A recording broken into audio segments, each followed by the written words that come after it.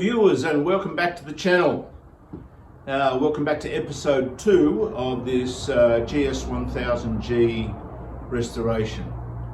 If you watched episode 1, which you certainly should, you'll know that I picked this up from Facebook Marketplace, and the main problem with it is a knock from the engine in the bottom end, so we've been chasing that.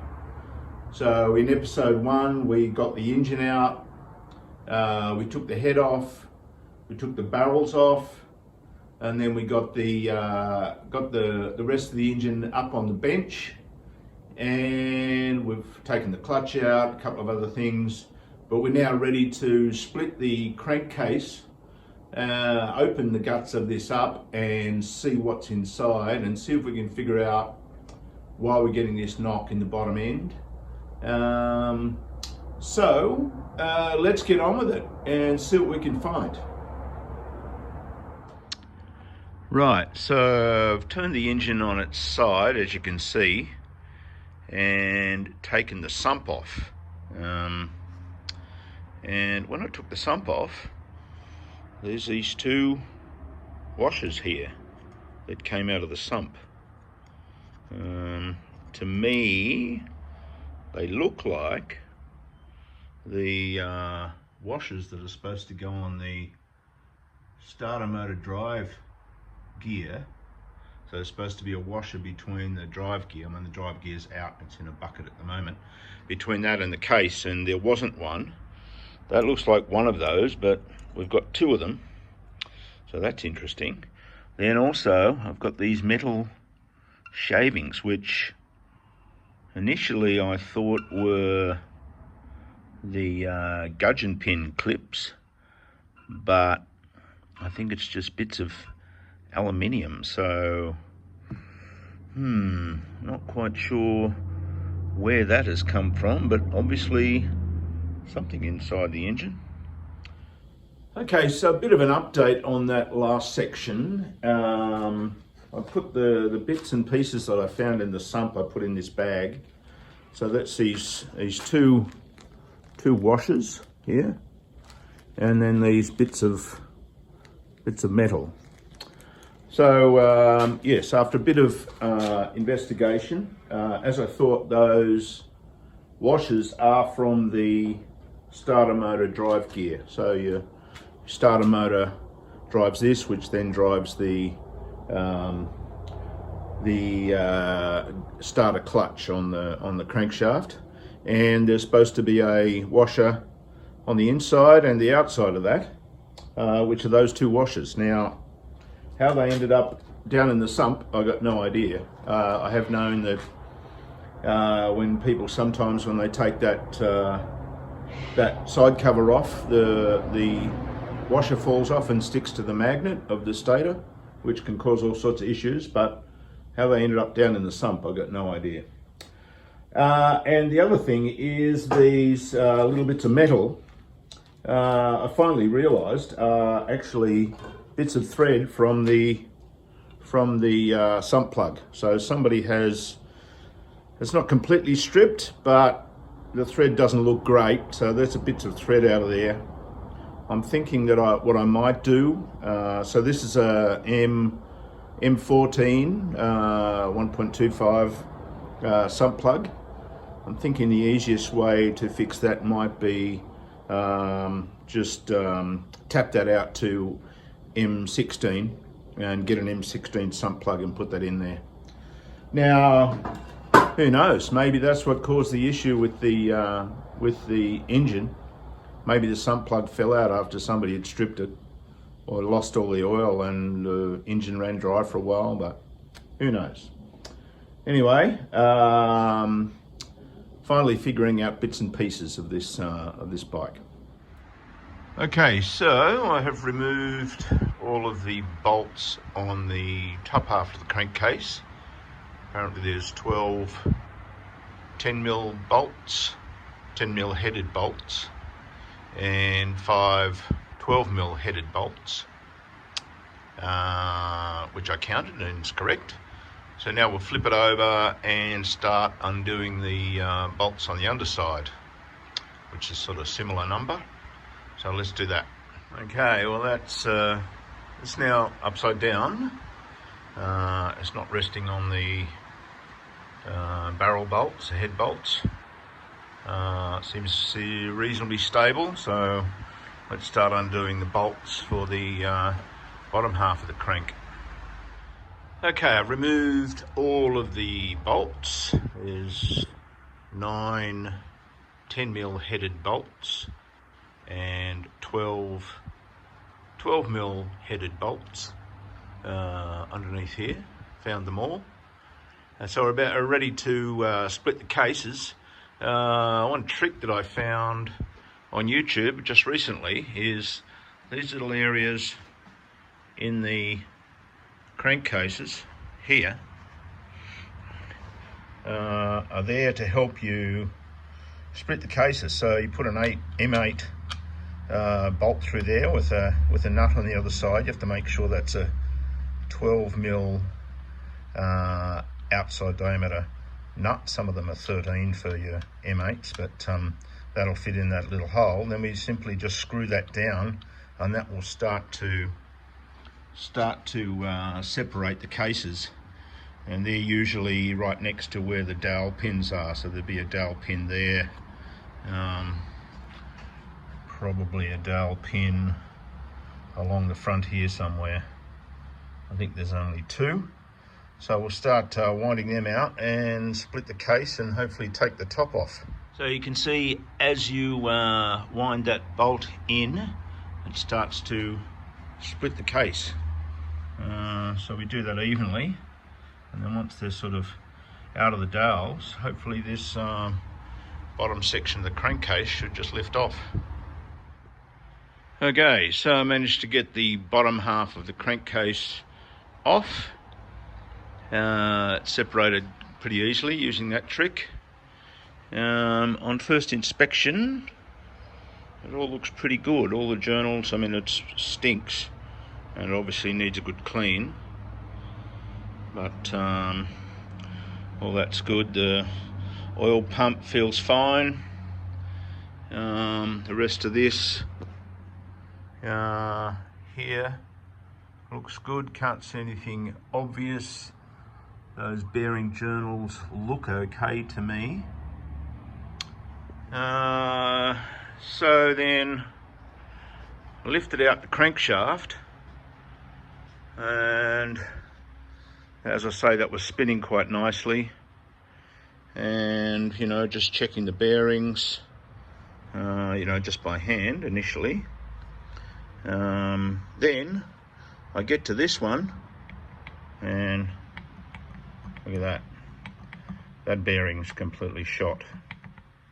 The rest of them feel okay, but for some reason that bearing has failed. So that's going to be an interesting one to change. So now I have to investigate whether I can get that bearing, then what the process is to replace it, because this is all pressed together. So I would need somebody to separate the crank, change the bearing, then press it back together and balance it again. Which, yeah, interesting. The only other alternative is I have this GS1000 engine over here. So I guess I could see what the crankshaft is like in that one, and maybe just do a simple swap. I mean, I'm not looking for perfection as long as this bike runs. I'd be happy with that. So yeah, we'll see what options we have for fixing that. Okay, so put a few feelers out on some of the forums on the web, and one of the things that I found out is that the crankshaft in the standard GS1000, so the chain drive, is slightly different. Apparently the gear, this gear here, that actually drives the clutch is slightly different, so I couldn't use that. I would have to get the crankshaft pulled apart anyway. I've also found out that I can get the bearings. I know some of you will probably say, oh, you need to replace them all, but that would be a horrendously expensive job. It wouldn't be worth it. The bike just wouldn't be worth it. Like, these bearings are almost $250 Australian each. So I just want to get this bike running. It doesn't have to be pristine. Obviously, I will check all the other bearings and the gaps, and I will check, you know, as much as I can within the bike before I put it back together. So find a crankshaft specialist, order a bearing and get them to fix that. In the meantime, sort of go through everything else, order all the bits and pieces, all the bearings and gudgeons, circlips and gaskets and anything that I don't have. I think what I'm probably going to do is repaint the bottom of this bike, or the engine, black, and then leave the top half silver as it was when I got it. Maybe repaint the barrels and head black, but that's a lot more complicated. But just to freshen it up before I put it all back together, I think I'll spray paint it. Taking it back to aluminium has its own issues, trying to keep that looking good. So plenty of work to do still. So let's go off and see if we can find somebody who can fix this crankshaft. So a bit of an update on the crankshaft. I've spoken to somebody here in Sydney who does this sort of work, and they were umming and ahhing about whether they could fit it in their jig. They're used to doing like single cylinders, 2 cylinders, even up to 3-cylinder crankshafts. They weren't really sure whether they could do the 4-cylinder crankshaft to fit in their jig.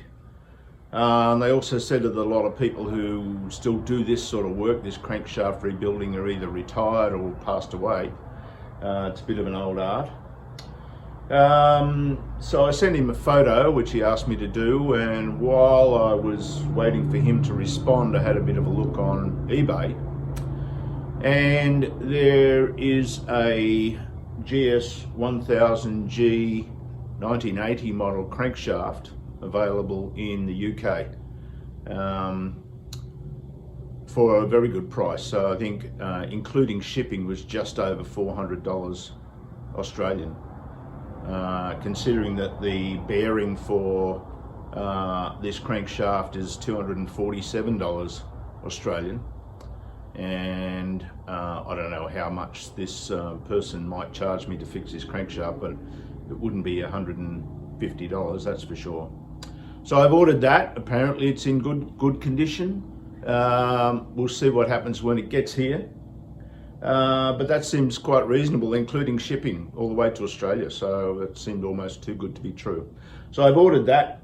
Apparently it will be here in the next week or two, which is pretty good. And but yes, in the meantime, we might move on to a few other things on this bike that need looking at, like the tank, a few little electrical issues. I want to spray paint the crankcases, ordering lots of seals and gaskets, etc. So let's get on with that. Now, if you watched episode 1, you may remember that I said there was a couple of small electrical issues, nothing major. The only thing I noticed was that the high beam light on the dash doesn't seem to work, and also the gear position indicator, the 4th gear light didn't work, but also the others sort of looked like the screen in front of the number had cracked, because it was sort of a the light shining through wasn't a sort of a soft light. It looked like you were looking through a cracked bit of plastic. So we can probably fix the 4th gear light, but also what I received with the bike, as I said, I got a lot of spares from Phil. So I got this, which is another gear position indicator.